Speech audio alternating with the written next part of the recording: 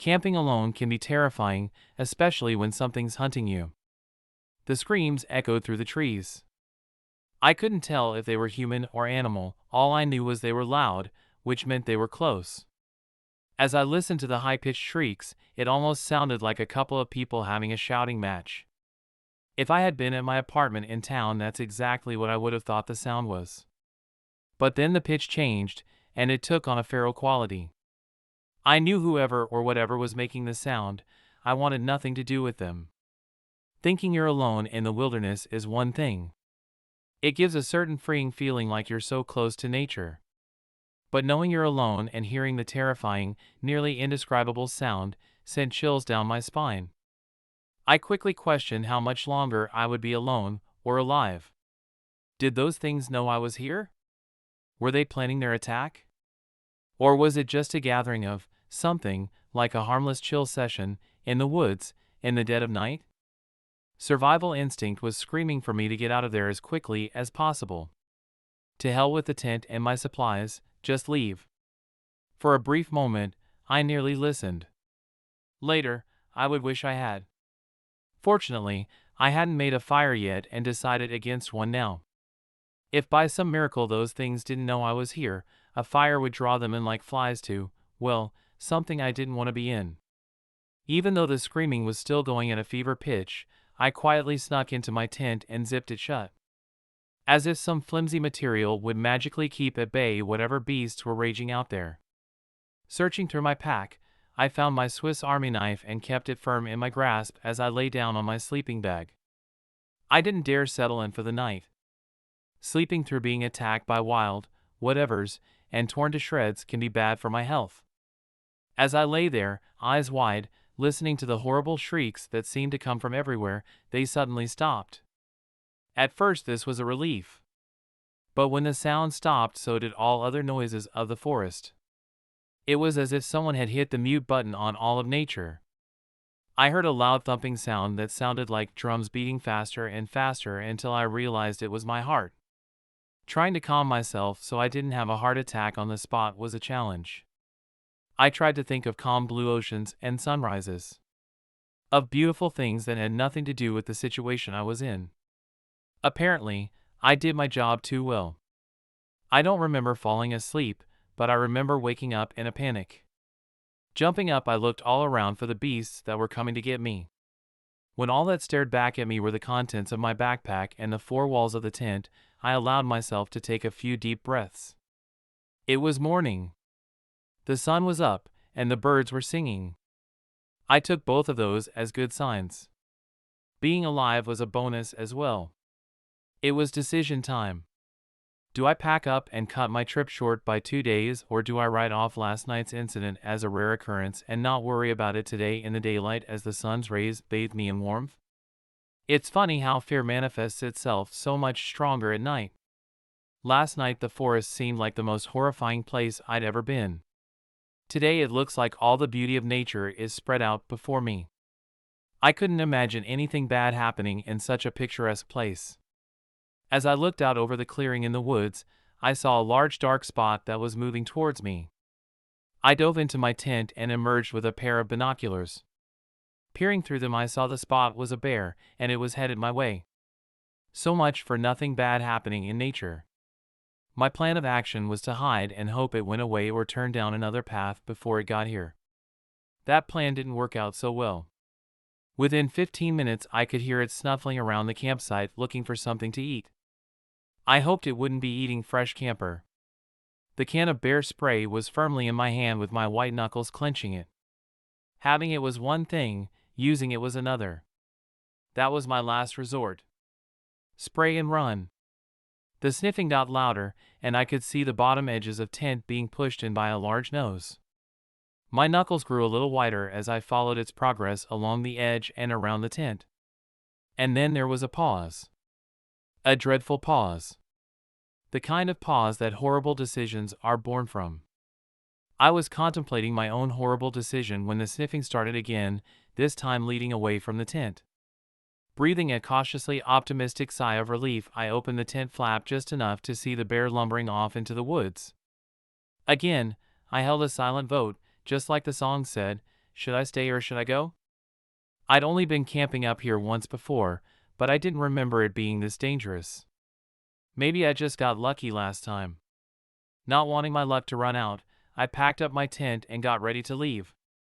The sun was already high in the sky, leaving me just a few hours to hike out what took me a full day to hike in. I looked for bear tracks to see which way it had left, but the ground was dry so there was nothing to see. Crossing my fingers, I headed out on the trail, hoping it had gone some other way. It was easy going, making the terror of last night fade even more.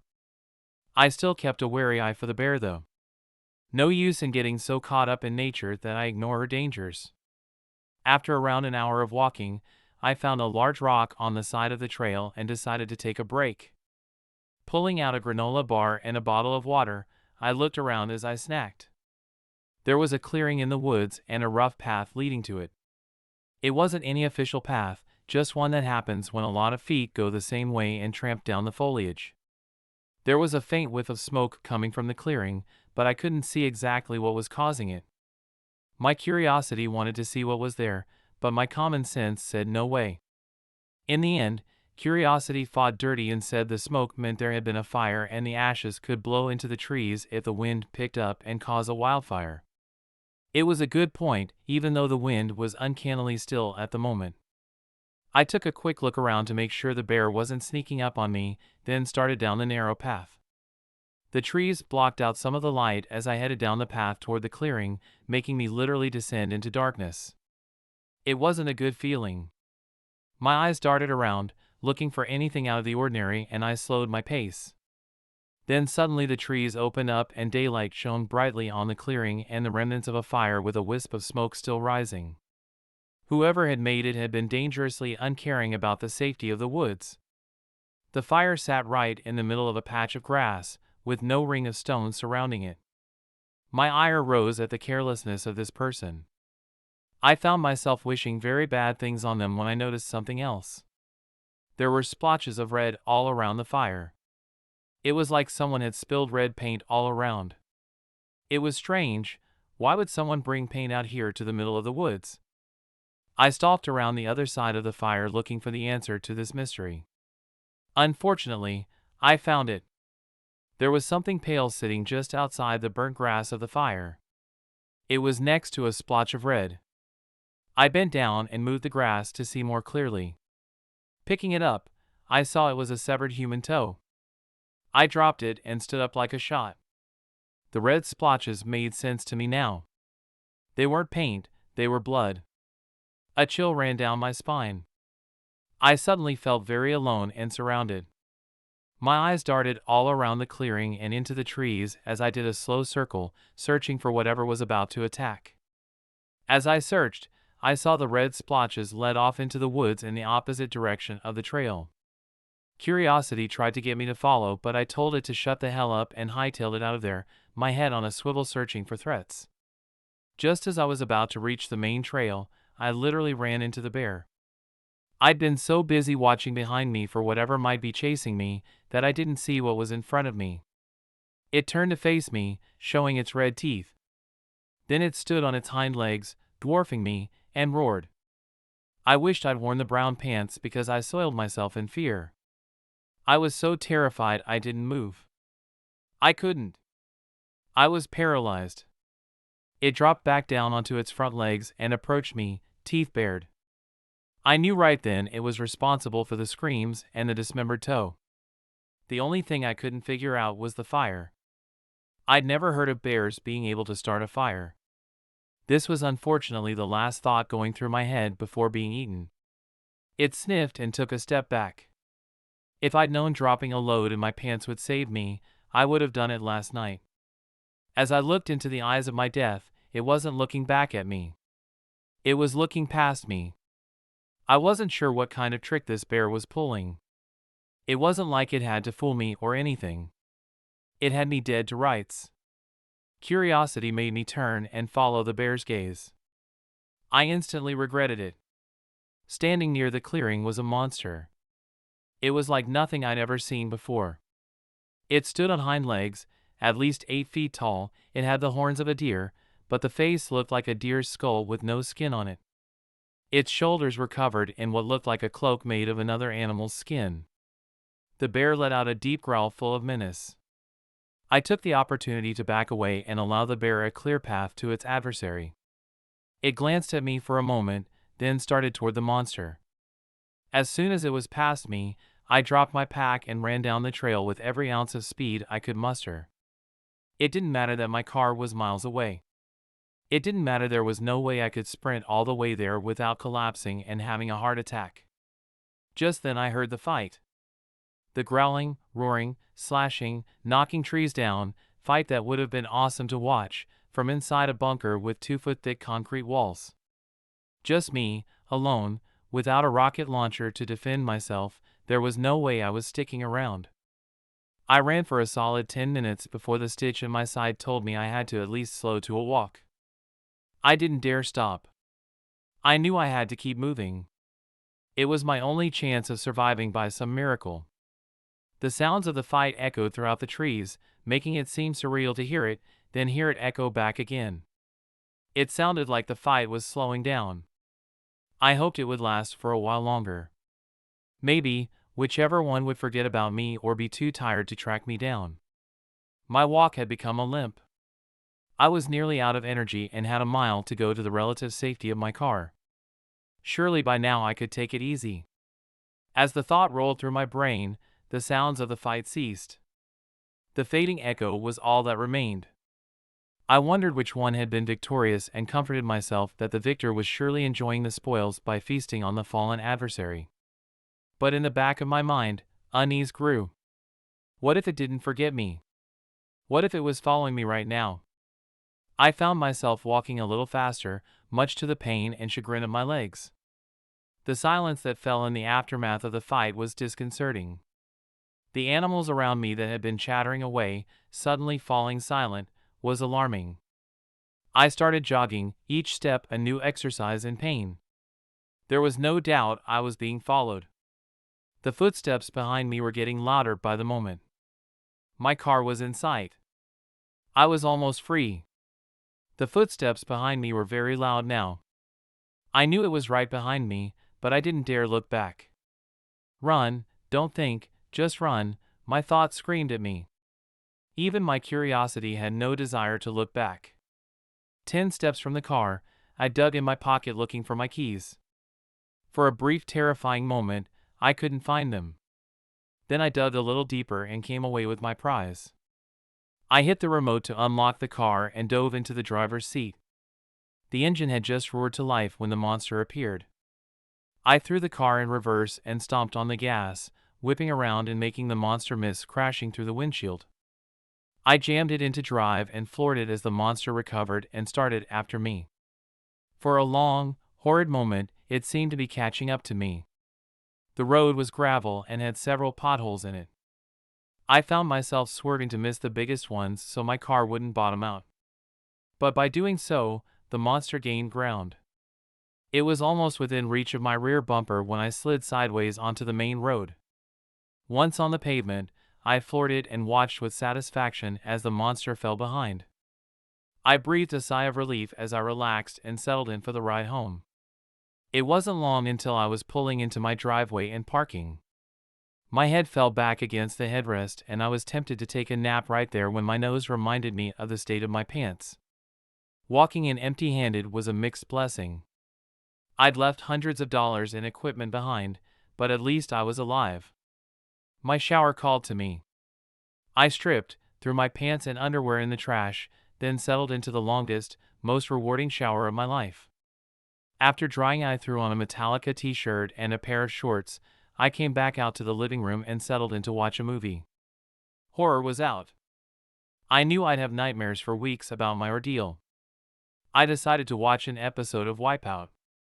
3 episodes later, I found my eyelids fighting gravity and exhaustion.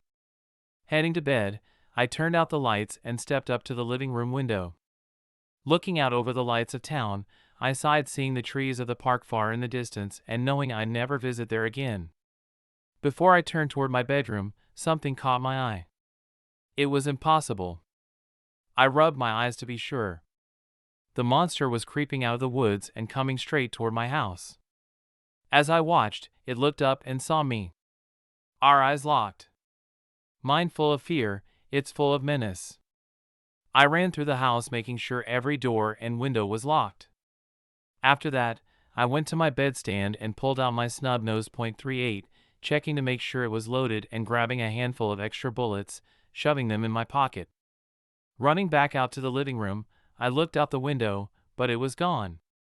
Pressing my face against the glass, I searched the front yard, but it wasn't there. For an instant, I wondered if my imagination had been playing tricks on me. I went to the kitchen window and looked into the backyard. It was dark, and I couldn't see much. Reaching for the light switch, I hesitated, not wanting to see it suddenly appear in front of me. But I had to know if this thing was real or not. I would rather that I was going crazy than ever see that thing again. Flicking on the light, I took a half step back. Nothing was there. I scanned the entire backyard, all the way to the woods that bordered my property. Nothing. I shrugged and was about to go to bed when I heard it. My foot stopped on the first step, and I turned back toward the door. Someone or something was scraping against the front door. Feeling like I was in a trance, I was drawn to the door. Leaning up to the peephole, I closed my eyes and breathed a silent prayer that nothing would be there. My prayers were answered. There was nothing out there. As tempted as I was to just accept this audible hallucination, my shaking hand reached for the doorknob. The distance between my hand and the door seemed to fade, like one of those scenes in a horror movie where the camera zooms in while going backward. I turned the knob and held my breath while opening the door.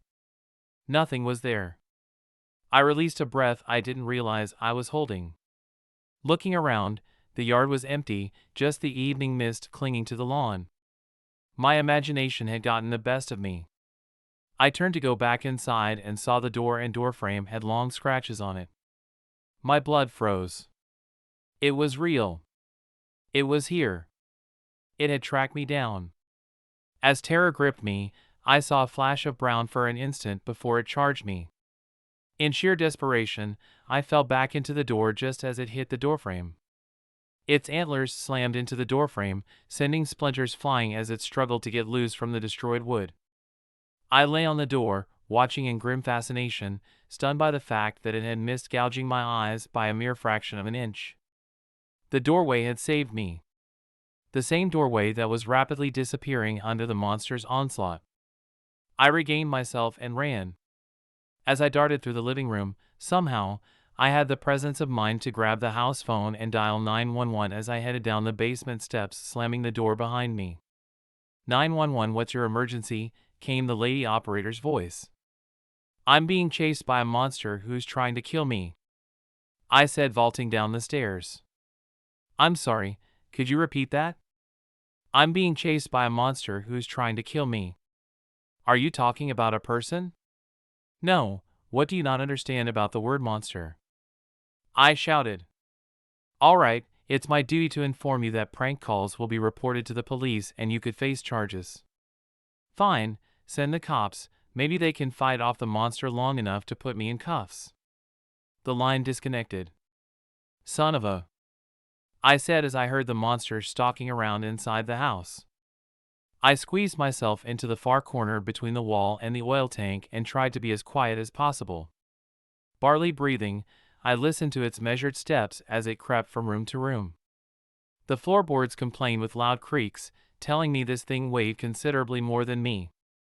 I heard it turn toward the stairs and thought about making a run for the cellar door that led outside when my phone rang. Hello, I screamed, trying to be as quiet as possible. Is this the person who just called 911 about a monster? Yes, who is this? There was a pause as I heard the footsteps change direction. I'm from another agency, he said. Could you describe the monster for me? So you're from one of those three-letter agencies that always say they don't spy on our phone calls? Could you describe the monster for me? It's huge, I whispered. At least 8 feet tall, covered in fur, and wearing the fur of another animal over its shoulders. Oh, and it has antlers like a deer. I heard a sharp intake of air. Where is it? I gave him my address. I meant, where is it in the house? It's on the first floor and I'm in the basement, I whispered. But I think it's coming down here. Just then I heard the basement door open. Gotta go, I whispered, then hung up the phone. The basement stairs groaned under the weight. I hoped that the wood would collapse under the weight and it would fall, snapping its neck. No such luck. The stairs creaked as it continued to the bottom. I had to duck in this basement, so I was sure it was on all fours to keep from getting tangled in the rafters. My heart pounded. I struggled to keep my breathing quiet so I wouldn't give away my position. The chuffing of the monster's breathing was getting closer. I wanted to close my eyes but had to know when it came close enough. Instead, I reached into my pocket and pulled out the gun. Aiming it at the corner, I waited. The skeletal snout appeared, but I didn't shoot. The shot would just bounce off a bone. I wanted to hit something more vital and hope that I might somehow survive. The rest of the bony skull made its appearance and went by without noticing me. Next came the neck and the rest of the body. I wasn't sure where this thing's vital organs were, so I held off, hoping that it might not notice me at all. Those hopes were dashed when it sniffed, then whipped around and stared right at me. I took that as a sign to shoot it in the chest. The gunshot was deafening, especially in such a closed space. My ears were ringing so loud I could barely hear the monster screaming and tearing my oil tank limb from limb, trying to get to me. I fired again, trying to hit any part of its body as oil flew from it thrashing around. We were both covered in heating oil, and yet it still kept coming. 3 more shots didn't even slow it down. It was so close the muzzle of the gun was nearly touching it. I shoved the barrel in one of its eye sockets and pulled the trigger. The flame from the exploding gunpowder set the oil on fire. I don't know if it was that or the bullet bouncing around in its skull that made it shriek even louder. Flame engulfed its screaming form, making it look like a demon straight from hell. It ran out of the basement through the outside doors, bursting out into the open air and disappearing into the night. I was so relieved I didn't notice right away that I was on fire. The oil that had splashed on me had ignited when the monster caught fire. I tried to push my way out quickly, but the monster had shoved the tank closer to the wall, pinning me. The fire devoured the oil on my clothes and my bare skin, making me scream in agony as I tried in vain to get away from the fire. This was it. I would die this horrible, agonizing death, trapped in an inferno. The monster would get its revenge and not even know it. Maybe once it extinguished its own fire, it would come back and devour what was left of me, like a well-done steak. I must have been hallucinating. I could have sworn a cloud enveloped me just before I died. I woke in a white room with an annoying beeping sound that wouldn't stop. There was a smiling face sitting in the corner staring back at me, attached to a man I'd never met. "How are you feeling?" he said, stepping over to the hospital bed. "Am I dead?" I rasped. "Not yet," he chuckled. "It was close though. If we hadn't gotten to you when we did, you would have been a shish kebab." I tried to lean up, but pain put me back in the bed. "Yeah, you're not going to be taking any hiking trips for a while," he said. "You've got burns all over your legs that'll need some time to heal." "I'm never going hiking again," I said. "Are you the guy I talked to on the phone?" "Yeah, do you mind telling me the rest of what happened?" he said, pulling out a pen and notepad. "Sure," I said, shrugging. "Since you saved my life, it's the least I could do." He pulled his chair over and got comfortable. "What happened to the monster anyway?" I said. He hesitated. "It got away, didn't it?" "Yeah," he said, lowering his head a little. "We lost the trail after it extinguished itself, but don't worry, we'll find it." I didn't comment on my opinion of the competency of government agencies out of respect for the man who saved my life, but suffice it to say I wouldn't be sleeping very deeply once I got back home. "Where would you like me to start?" I said. "The beginning is always a good place."